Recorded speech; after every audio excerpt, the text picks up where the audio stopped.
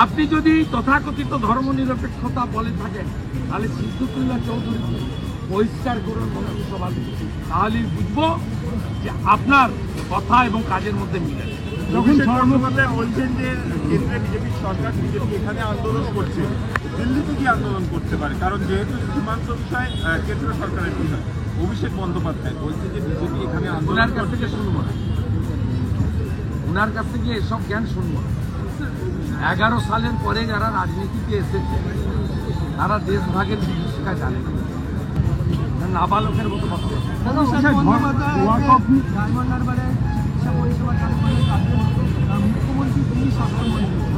তিনি সরাসরি স্বাস্থ্যমন্ত্রীকে জানেন, তিনি আজকে সরাসরি ঘোষণা করে দিয়েছেন এই রাজ্যের স্বাস্থ্য পরিষেবা থেকে 13.5 বছরের স্বাস্থ্যমন্ত্রী এবং পারিবারিক পরিচয় সূত্রে ওনার পিসি সম্পূর্ণ ব্যর্থ।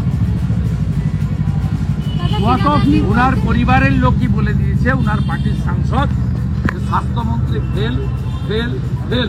এতদিন যা বিজেপি বা সাধারণ লোক বা রুগী বা রুগীর পরিবার বলছে। মালদা এবং মুর্শিদাবাদে, উত্তর দিনাজপুরে মুসলিমদের ভোটের একটা অংশ এবারের ভোটে বাম কংগ্রেস জোটকে ভোট দিয়ে, সেই জন্য মালদা দক্ষিণে ঈশা খান চৌধুরী জিতেছেন। সেই জন্য মোহাম্মদ সেলিম 4,80,000 ভোট পেয়েছেন।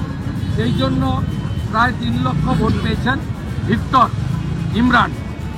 তাই ভেঙে যাওয়া ভোট রিপেয়ারিং করার জন্য, যেমন সিএকে এনআরসি বলেছিলেন, ডিটেনশন ক্যাম্পের গল্প শুনিয়েছিলেন, ট্রিপল তালাকের বিরোধিতা করেছিলেন, নানা সময় এদের আমরা দেখেছি।